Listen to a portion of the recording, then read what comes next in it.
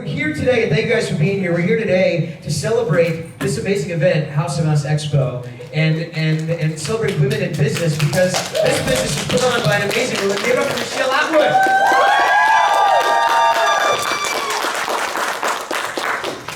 Yay! Yay. All right, I'm just gonna go. No. No, I need you. You need to stay here. What's going on? Are you happy with how it's going this weekend so far? I am very happy, Yes. and I'm very grateful. So thank you, all of you, for being here and supporting what we do. We could not do it without you. Thank you so, so much. Michele. Thank you, Terry. Michele, so this is House of Mouse, this is home. I love it. Did you intend for that acronym to happen, or just happen? Actually, so this is Scott's baby, but I did come up with the name. And I did like the acronym because we wanted to make it a family-friendly type of feel, that you come here for the weekend. Not only do you get to see great Disney celebrities, but you actually make friends. And we want to make it feel like a big community, not just, your run-of-the-mill place that, a lot of these conventions, they're like, hi-bye, you don't get a chance to spend time with people, and we want to do the opposite of that. So I think that that's what we're doing. Definitely doing that. Yeah, I mean, word of mouth. This is definitely a word of mouth kind of event, because it's not like other conventions. It's for fans from fans, and it really feels like that. But how did you get to this point? I know you are like a queen in the influencer world with a Main Street Mouse. Tell me about how that got started. Okay, well, I don't know about Queen, but Yes, Queen. all right. So I don't know how many of you have read my book. So you're probably gonna hear probably hear the same story, but for those that haven't, all right. So actually, I'm from the Detroit area, Michigan. Detroit in the house. I've been a lifelong Disney fan, and since I was a kid. And years ago, like 15 years ago or so, I got laid off from my job, and I had severance, and I had nothing to do. Well, Facebook was actually just starting to take off, and I don't know what it is. I don't know what is this Facebook. So I'm like, I just kind of started the Main Street Mouse, trying to find other Disney fans like myself, and being very naive, thinking, oh, there's got to be some people out there like me. And so in 2010, we launched Main Street Mouse. And it grew bigger and bigger and bigger, to the point that it was like a snowball going down a hill, and it just kept getting bigger and bigger. So in 2014, my parents, I'm not gonna cry, who I love very much, they said, you have to go, you have to leave, and you got to go to Florida, and you have to try to chase this dream. Now, I'm not the kind of girl that is brave.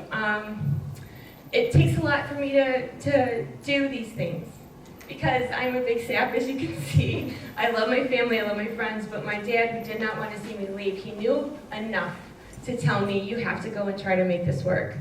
So we went, and I said, please give me a year.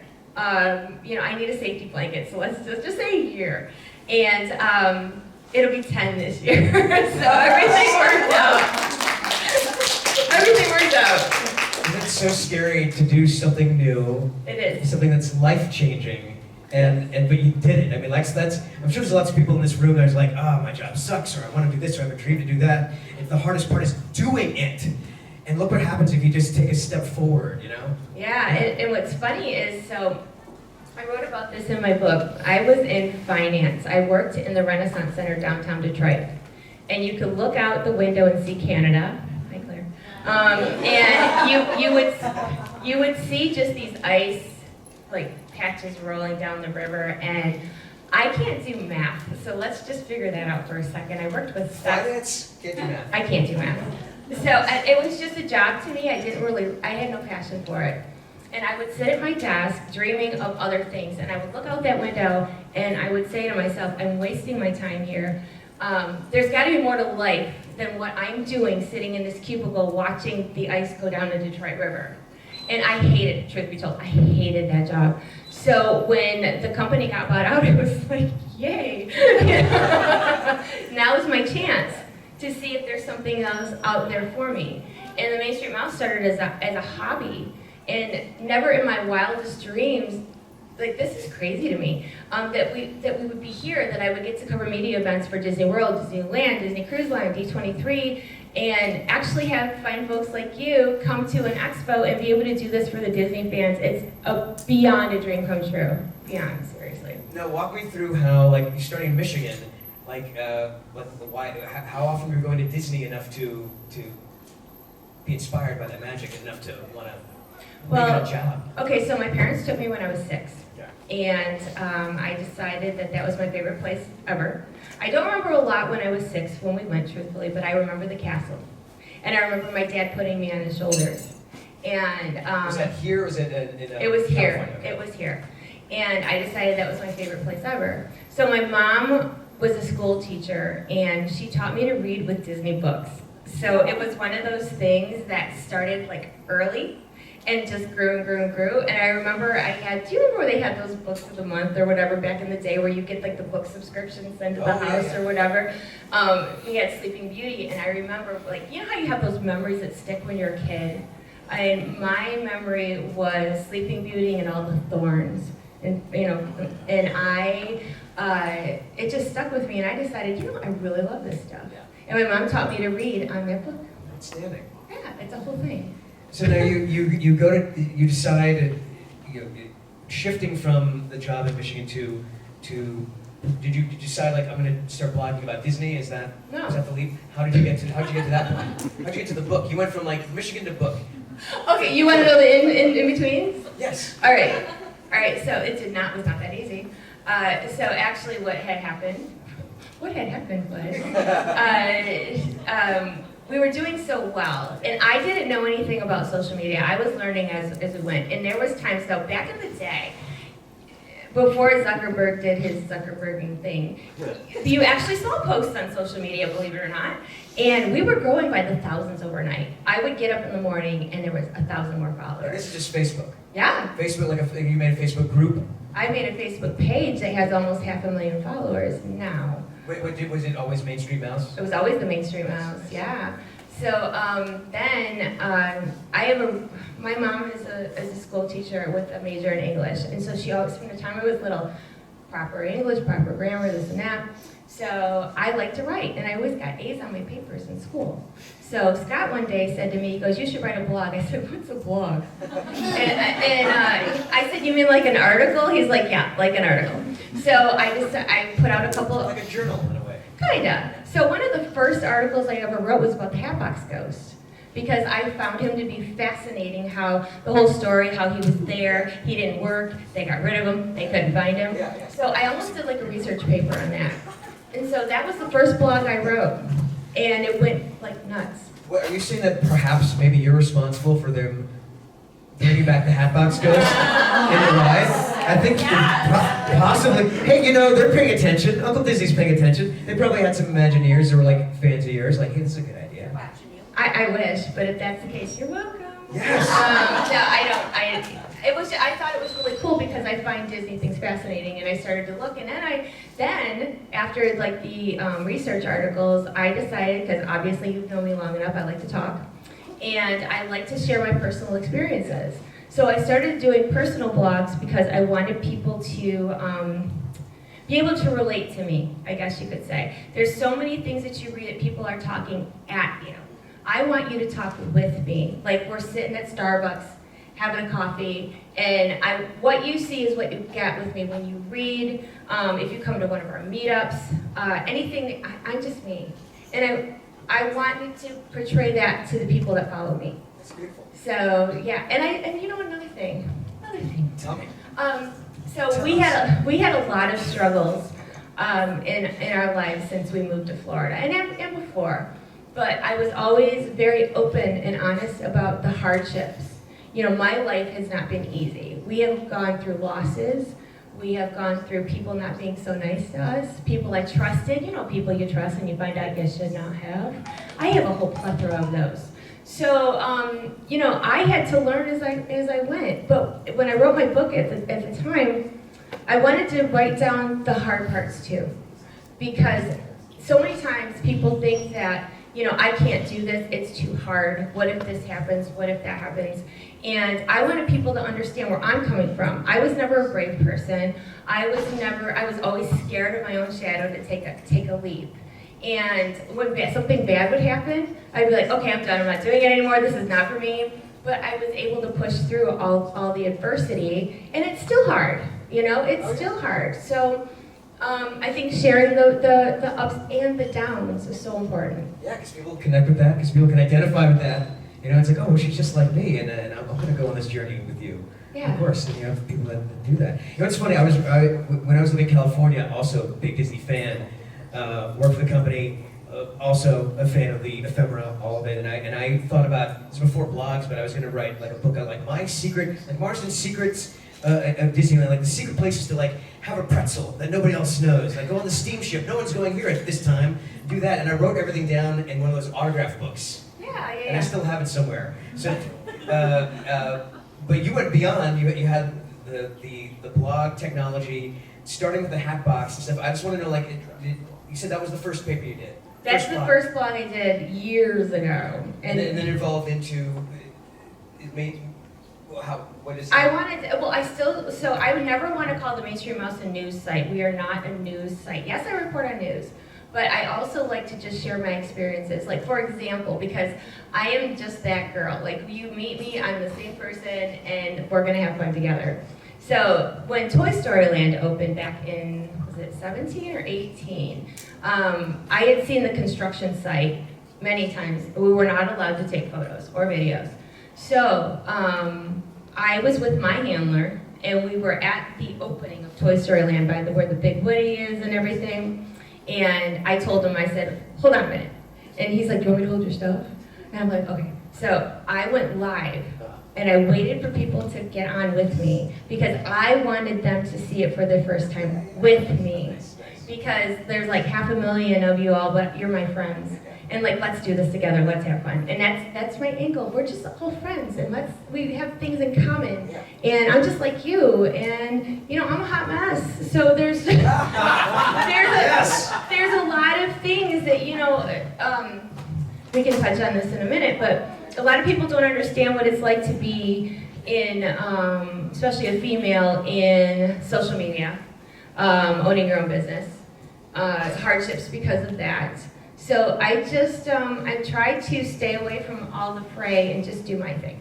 Now tell us more about that, because my girlfriend worked at a comic shop, and she would tell me, and I couldn't believe this, because I'm like, I know men are Neanderthals by trade, but I couldn't believe that she would tell me the amount of men that would come into the comic shop and be like, you're a girl, what are you doing here? And they would grill her about like X-Men thing, and she knew all the things. Like, tell me about the experience you had as a female doing all right. blogging. All right, we're gonna get real. You guys ready to get real? Yeah. So when I first started, and I'm not to toot my own horn, but I was blowing up. We were going up thousands and thousands. Yeah, okay, two. We were going up a lot. And one of the male blogging sites had come to me and told me that I'm good with people, I'm a people person, he's better at news, but I will never succeed without a big dog behind me. And that I should drop my stuff and go work with him. So, this is bad. We're all friends here, right? We can just tell it like it is. It sounded like he was terrified a little bit, if you ask me. I think that's where I was coming from. Yeah. And he still is. But anyway, because I'm a nice person. I'm from the Midwest. I'm nice. I have manners. And so what I did, I messaged him back. And first I was mad and I cried because I'm like, oh my gosh, that's good. Because I used to be a crier and I used to be a big baby until about 2 years ago. That's over. I was upset and I called Scott at work. And I'm like, what do I do? He made me doubt myself. And he's like, you tell that guy. But I did not. I said, you know what? I think I'm going to take my chances on my own, but thank you. Do you know that man tormented me for years? Because I said no. All I did was say no. And those are the type of things. And then when I first started covering media events, okay, we're going to get real here. I was one of the only Shut the doors. Shut the doors. I was one of the first and only woman that was invited to a media event. So when I would walk up, I was a new kid walking in, and it was all men. And when I would walk up, I kid you not, they would all turn their backs to me. Nobody would speak to me. Nobody would take me seriously. This is the Disney community, you guys. This is the part you don't know. And I was a crier back then. I cried about everything because everybody hurt my feelings. So, I would sit in the car before an event and I would cry. I would have to psych myself up to go in because I knew they were going to be mean to me when I got there. Yeah, it's horrible. Okay, so that was a few years back. Somewhere along the line, things started to change, and I didn't feel I'm not inferior to you. So why am I crying in the car? Why am I afraid of these men who maybe they're intimidated by me? So I decided to start holding my head up high and not let people, there's that saying that people are going to treat you how you allow them to treat you. And I had to change my thinking as far as, they're going to be horrible if I let them be horrible. So then you started to see a shift, which was fantastic. It was great. So I started walking into events holding my head up high. I worked to be here. And so I have a PR lady, that she's not there anymore, but the head of PR at Disney at the time, she was female and she's very girl power. And she is probably instrumental with kicking me in the pants. I would show up to things and she'd be like, you get in there with the, you know what I mean? Because she believed in what I did. And that helped me so much. So there's certain people along the way that helped me, my friends who believe in me. I love you guys. I could not toughen up without them, and they know who I am. Y'all know, I'm looking at you. But I'm so glad, once you find your voice, you can't let it go. But it took me a very long time. Good for you. If anyone has questions, by the way, feel free to go for it. So, this is something I've wanted to know for a long time, and I wanted to, if you don't mind sharing this, the story that I want to know is how you and Scott came to be, because I'm going on record here saying you two are the best duo, mother and father, pet parents, and so inspirational. And I just only hope that when I find the right girl, I become just as good as parents as you. So, Andy! How did you guys Oh my goodness! I swear I didn't pay him. I swear. We can't afford to. I just want to you two came together, you guys are perfect for each other, and because of that, House of Mouse and the Main Street Mouse came to be. So, what's the story behind the house? Okay, so It was how they found less of a Neanderthal. You found someone who supported you. Yes, I did. Wasn't intimidated by, but cheered you on, which is important. I did. Thank you, honey. So again, realness. I went through a really rough patch. Again, I wrote about it in my book because I feel it's important to be transparent. So I was married before, and I went through a horrible time. Horrible. Single mom. My life was a mess. My life fell apart, you guys. Literally fell apart. And then I was miserable. And all of a sudden, that guy shows up. And we were friends, and he's like, hey, you looking for a job? Maybe I can help you. You remember me from school? And I didn't. I don't remember that part. I remember him from school. I don't remember that part at all. If Scott tells the story, he's like, she would talk to me in school. It's true. It is not true. Did you talk to me in high school? All right, I didn't talk to him in school. But There you anyway, go. I had reasons. So he actually, we became friends, we reconnected. Stop. I know it's funny. And friendship turned into more, and then after all the horrible things, I found somebody to be a real dad to my sons. And he has taken us on.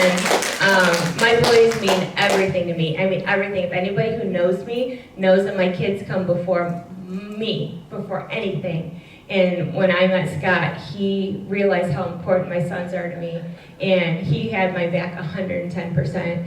And then it just turned into work stuff. He knew I loved Disney. Now, he was not a Disney fan. I know. So, when we were getting ready to plan our honeymoon, I'm like, I got this. So, guess where we went? Disney. We went to Disney. And How did you think? Were you on board right away? The answer is yes, you were. Yes, you were. I went with Oh, it. yes, you were. I didn't have a choice. And we were in Disney. Actually, when we were in Disney on our honeymoon, I decided to and I have this book that that is coming out, and I've been dragging my feet on. But one of the chapters is called this is exclusive. I'll make a fan out of you. Get my pun?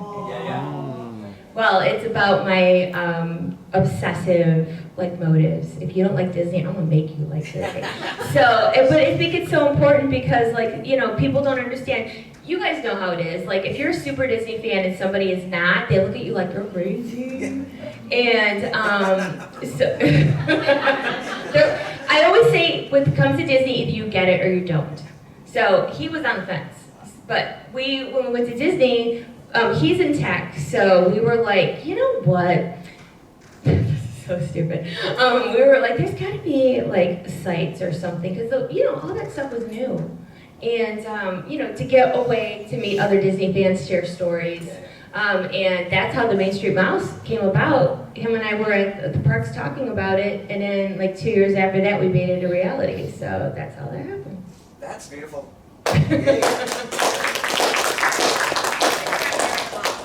Oh yeah, we got married too. What have you proposed to?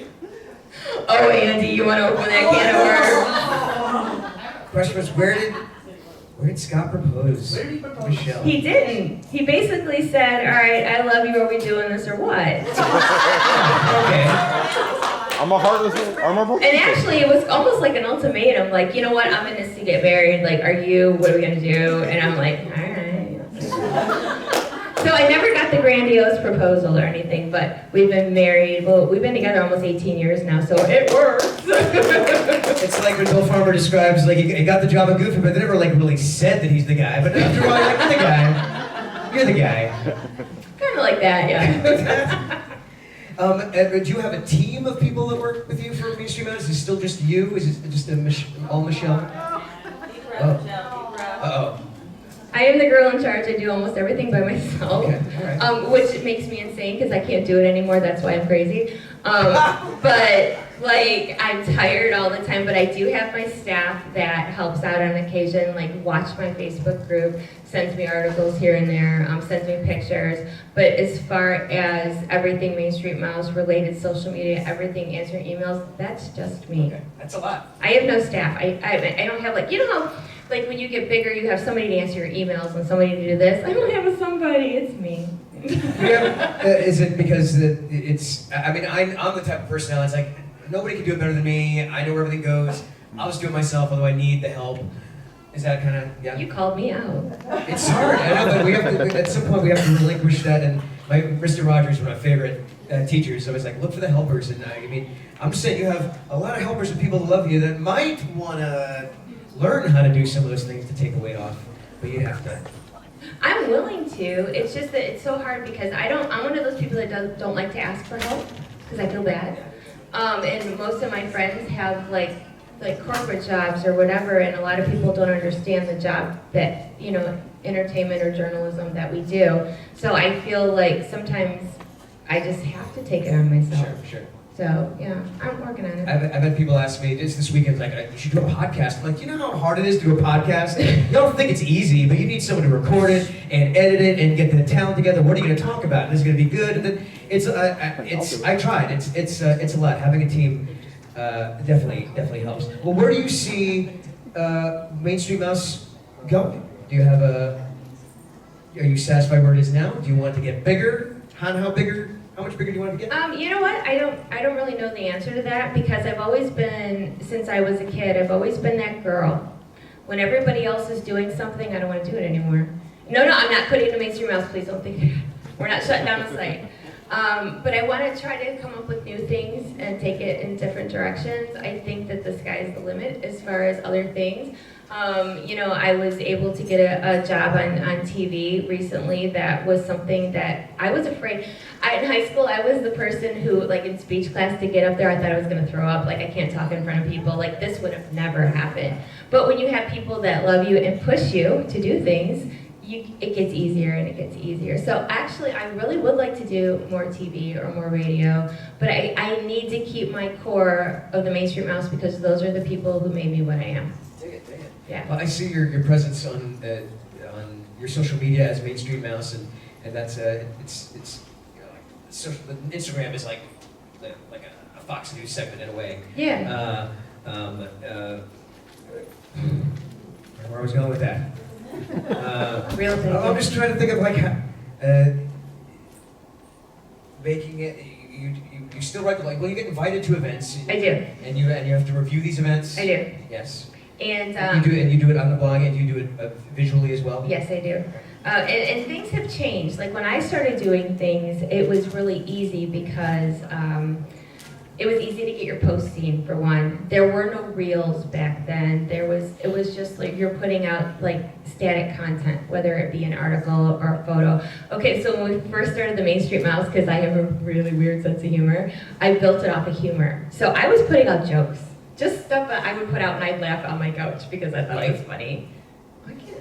Okay, put it on the spot. Can you think of anything? Think of anything in the process of this conversation. Okay, so we had Jar Dirt Fridays. What? Jar Jar Fridays? Jar Dirt What's that? Fridays. Jar Dirt Fridays? Jar Dirt Fridays. Oh, Yeah. is that? Like Johnny Depp's I Got a Jar of Dirt from like Pirates 2.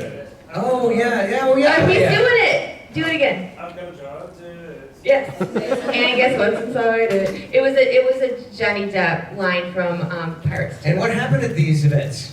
It wasn't an event, so I was trying to come up with a gimmick. I just thought I'm expecting a Jar of Dirt night to happen. No, that's a missed opportunity. What that would look like, I don't know. Right? So I was, because I love to laugh, I love funny, silly things, and I put out a post one day, and it was Johnny Depp, holding up the jar, and it said, I got a jar of dirt, and people loved it, and so I was like, hey, let's do Jar of Dirt Fridays. So every Friday, we posted the little video of Johnny Depp singing that part, and we would post pirate jokes all day. And so people from 14, 13, 12 years ago, if you followed me, we had Jar of Dirt Fridays. Because humor is how I get through a lot of my hardships. I've been through so many things that if I talked about it, I would start bawling. But humor gets me by. Sometimes that's the only thing you have. When things are hard, you gotta make a joke somewhere. I get that from my dad because he laughs at the most inappropriate things. But that's me, that's how I get by. And so I wanted people to come and feel welcome. Kind of like we do with the Expo. I wanted people to feel like, hey, these are my people. They're silly, they're fun, they like Disney, and this is who I wanna hang out with. And that's the project. That's beautiful. I love it. I'm a funny girl. You are a funny girl. Hilarious. Jar of Dirt. I got a Jar of Dirt. Anyone have any questions for Miss Michelle? Yes, young man. So I was wondering, Michelle, I think I heard on a local news segment you did recently that you and Scott, you put this whole event together, House of Mouse Expo. We did. Because you thought that before this there weren't really any conventions Yes. in the Orlando area that were like Just Disney. exclusively just Disney. Of course, there's D23 Expo and Across the country. and even some of the biggest cons in the nation, like MegaCon and San Diego Comic Con, they all started out really small. So, do you think that if this goes on over the years, it could get much bigger? If You know what? That's the $1 million question, isn't it? It's like I said, this was Scott's dream, but then I decided to be the big hype man for it. And you too, thank you. I would love to see this grow. We don't have, except for D23 Expo, which is no longer, they dismantled D23 Expo now. So basically, we're the only Disney-only convention. And would I love to see it grow? Absolutely. I think my biggest hindrance is advertising and trying to get the word out. It's very hard for two people to put on a show, especially two people that aren't rich. So it's been very hard on our family to put this together every year as we've taken some hits. But I believed in Scott and I believed in this. And you have to go through some hard times to try to see if something's gonna work.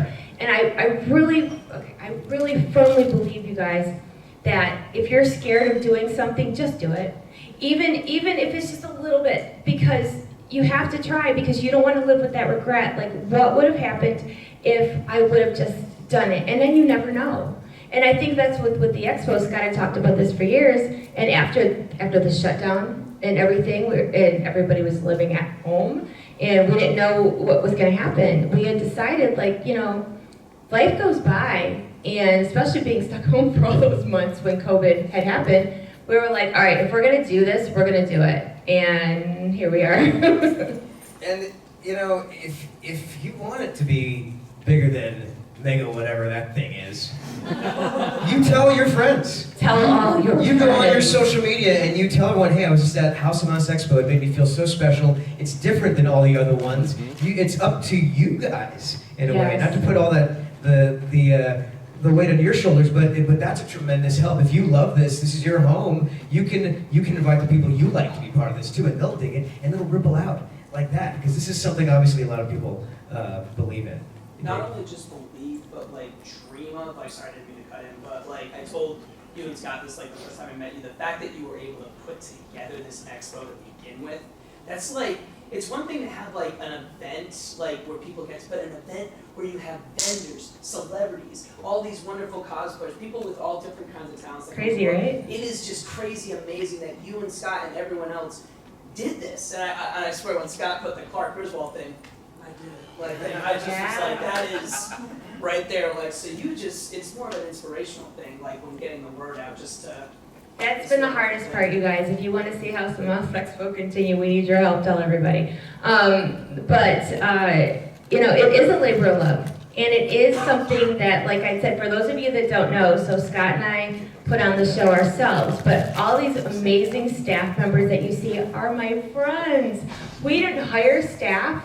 We didn't have volunteers. I have people that are in my heart that help us. And that keeps the home feel, because these are people that know us and love us and understand our dream and what we're trying to do and what we're trying to put together. So I think that adds a special element to what we do, other than big corporations like, you know, MegaCon or these big conventions that you're just a number, you're just money to them. And with us, we actually care about you guys, and we want you to have a good time, and we want you to spend time with their celebrities, and not just be like, here's your signature, get out. You know, it means so much more. And we couldn't do it without the people that love us. So I love you. Now, Terry can probably agree with me here, but I mean, I've done so many cons, I'm sure I know you have, and depending on who runs it, kind of makes it or breaks it for me. Yeah, Terry, go for it. I haven't done a ton of cons, maybe a dozen. 'Cause I got it in late. As a matter of fact, Neri, who, you know, talking about Yes. the agent, His agent, yes. I think it was 2019, and I get a phone call, well, is this Terry McGovern? I said, yeah. Oh, good, we thought you were dead. Well, that's a great phone call. Wow. I said, I should be concerned because I don't know who we is. So my name is Neri Loomis, and I'm an agent who puts people into Comic Cons. And I said, what's Comic Con? So I would like West. And he explained it to me, and he said, I'd love to put you down for one coming up, some months away, in Pensacola. I had been very involved with my wife, who was ill, and so I was a homebody. I didn't leave, I had to stay, and that which was okay with me. And I thought, do I have to get on an airplane? I literally was very, very nervous about stepping back out into the world. And he said, yeah, I think you have to fly. Driving would be out of the question. So I flew, first time I got on a plane in years, and it went beautifully. I went to Pensacola for Pensacon, and it was run very much like this one is. People who loved the Comic-Con came and helped. Everybody volunteered. It was a wonderful, and this is the best one I've been to since. This is Thank you, Terry. Everybody hear that? Terry said you're Thank you, Terry. just wonderful people. Oh, thank you. See, okay, to my staff, see, he approves of y'all. I can second that for sure. And this one here. That's my girl, Tell a yes. story, a quick story. Okay, tell a story. Go ahead. I left my insulin on the plane. And I got up this morning and I was looking for these canisters that I keep in it, and I remembered that I hadn't seen them since I was on the plane. So I went into a panic, calling the plane, trying to get through to somebody at an airline. It's absurd. Anyway, long story short, nobody found me. This one here, her husband said, well, let's go to a drugstore and see if they can get it for you. Are you the This is my way. Is there something I don't know, Paul? This guy took me to the convention. He said, I'll take care of it. Start signing. Okay, fine. He comes back a few hours later. He's got my insulin. Yeah. And that's impossible. You have to have a prescription. But they were able to call my pharmacy back home, and everything worked out, and I owe him a lot. Thank you. Yes. House of Mouse, we'll get you your drugs. Insulin. We have a few more minutes, but I want to know if anyone has a question. Yes? With the Fox News segments and everything now, like how did that take place? Did they come to you and say, hey, Michelle, we've been watching you and we wanted, how did that happen? Okay, good question. So a few years back, I was doing media, TV news segments for most of the news outlets in the area. I was doing WESH, I was doing Channel 9, all these things. And I was helping out Fox 35 periodically. I was like, they would call me, and every time they called me, I would drop what I was doing because I thought that was so cool. So I've been helping them out for years. And then last February, here's a story. Last February, I get an email from the producer over at Fox, and she said, I guess I can talk about this now. She said, we want to do a lifestyle show that's woman-based, and we'd like you to be on the show. It was going to be every day at 4 o'clock. So they shot this show to the network, and it got shelved for now because they had like all this other stuff to do. So I'm like, okay, that's a little disappointing. But she's like, but wait, there's more.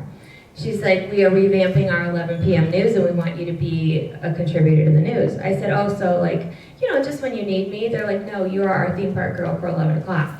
So I was like, jumped around, screamed a little bit.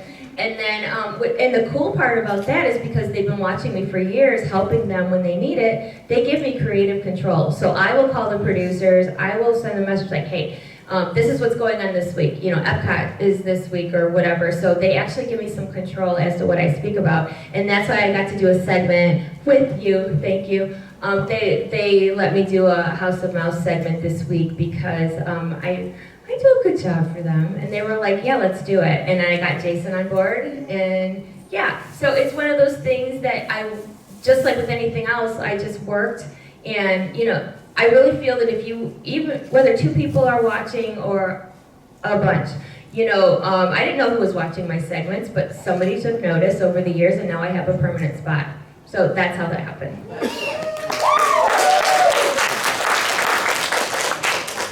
Yes, Sally?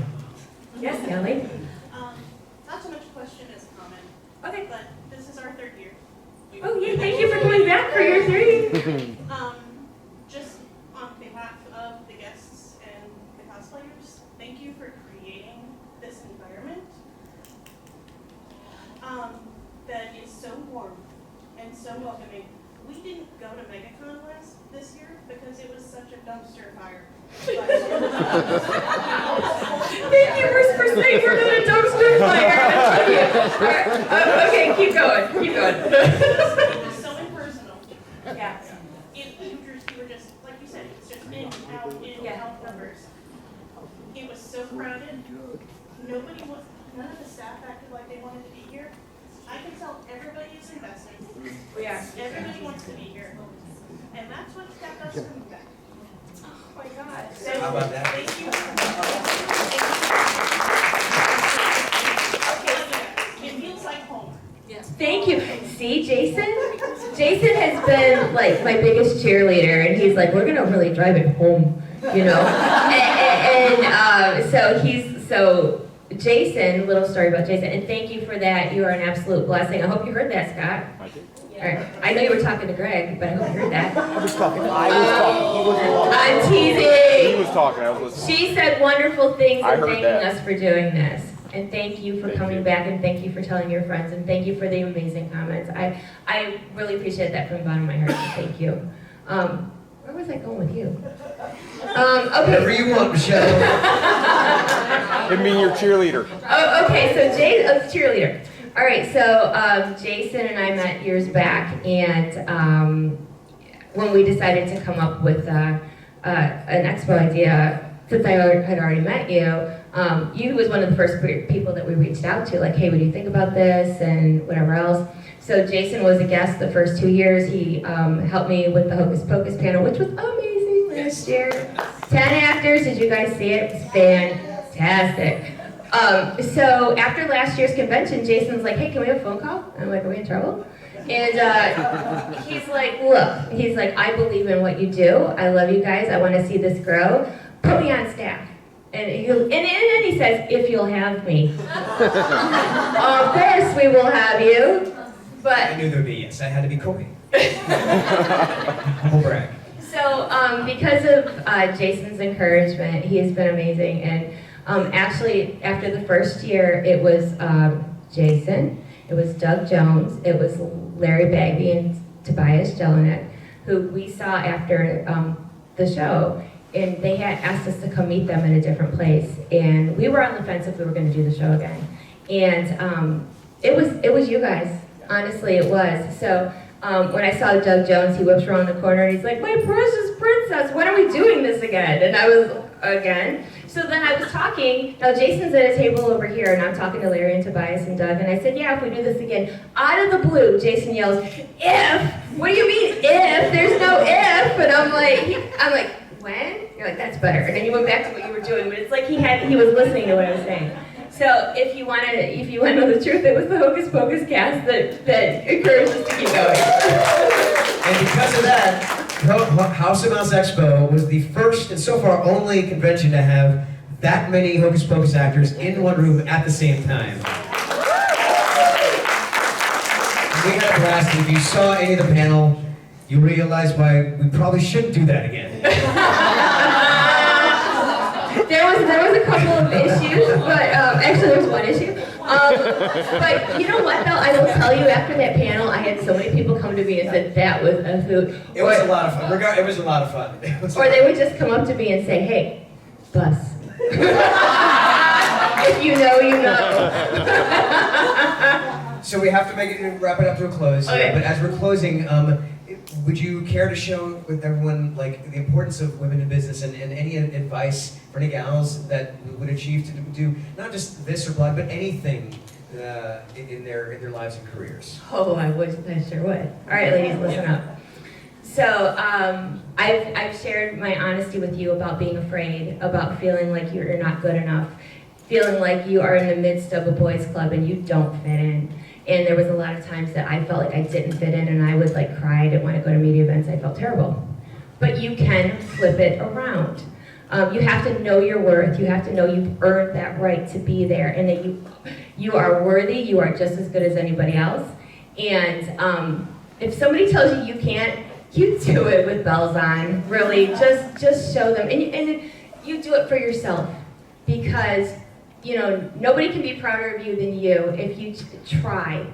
If I would not have faced my fears and worked through the hard times and all the times that people made me feel not so good, then we would not be here, and I would not have the opportunity that I have. So knowing the rewards of what could happen are so much better than letting fear take that from you.